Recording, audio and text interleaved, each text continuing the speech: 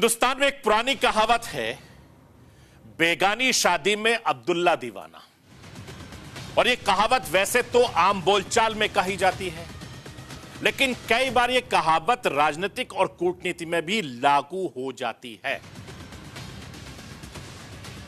मैं आपको यह बताना चाहता हूं कि पाकिस्तान अपने आप को इस कहावत की कसौटी पर हर बार खरा उतरता है।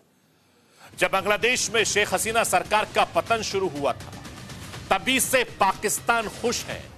और जिस पाकिस्तान के चुंगल में क्रूरता और कभी बांग्लादेश आजाद हुआ था, वो बांग्लादेश भी आज पाकिस्तान से दोस्ती का हाथ बढ़ा रहा है। और मोहम्मद यूनुस इसको बाखूबी निभा रहे हैं। करीब 54 साल बाद बांग्लादेश और पाकिस्तान करीब आ रहे हैं। दोनों पड़ोसी मुल्क कितनी तेजी से करीब आ रहे हैं, इसका अंदाजा आप इस बात से लगा सकते हैं कि कुछ महीनों के भीतर दोनों देशों के प्रमुख 2 बार मिल चुके हैं, मुलाकात हो चुकी है।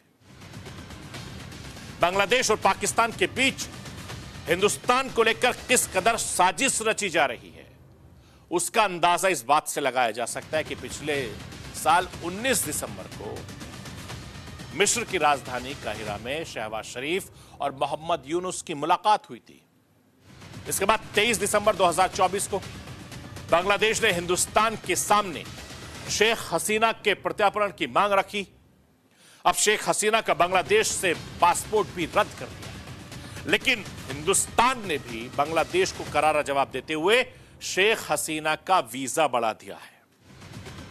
हिंदुस्तान ने बांग्लादेश का एक और दांव फेल कर दिया। बांग्लादेश में जब तक शेख हसीना थी, तब तक आतंकवाद और पाकिस्तान को एक हाथ की दूरी पर रखा जाता है। लेकिन शेख हसीना की तख्ता पलट के बाद अब बांग्लादेश में पाकिस्तानी सैनिकों की एंट्री होने वाली है, और वो भी 54 साल के बाद। सोचिए आप, बांग्लादेश की मौजूदा अंतरिम सरकार ने पाकिस्तान के साथ सैन्य और रणनीति संबंधों को बढ़ाने की दिशा में एक कदम आगे बढ़ाए हैं, जिसे हिंदुस्तान के लिए एक नई चुनौती खड़ी हो सकती है। अब पाकिस्तानी सेना को लेकर आखिर क्या खबर है, वो खबर मैं राष्ट्र की आवाज के जरिए आपके सामने लाना चाहता हूं। पाकिस्तानी सेना के joint chief of staff committee के चेयरमैन जनरल साहिर शमशाद मिर्जा के अगुवाई में एक विशेष टीम बांग्लादेश की सेना को ट्रेनिंग के लिए फरवरी में बांग्लादेश पहुंचने वाली है। 54 साल के बाद फरवरी में पाकिस्तानी सेना ढाका पहुंचेगी।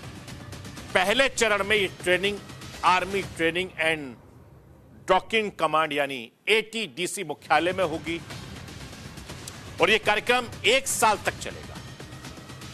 इसके बाद बांग्लादेश की सभी 10 सैन्य कमांड्स पाकिस्तानी सेना के प्रशिक्षण देगी।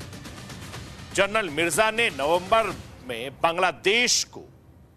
2024 में बांग्लादेश को यह प्रस्ताव भेजा था कि जिस बांग्लादेश के आर्मी चीफ जनरल वकारुज्जमान ने स्वीकार कर लिया।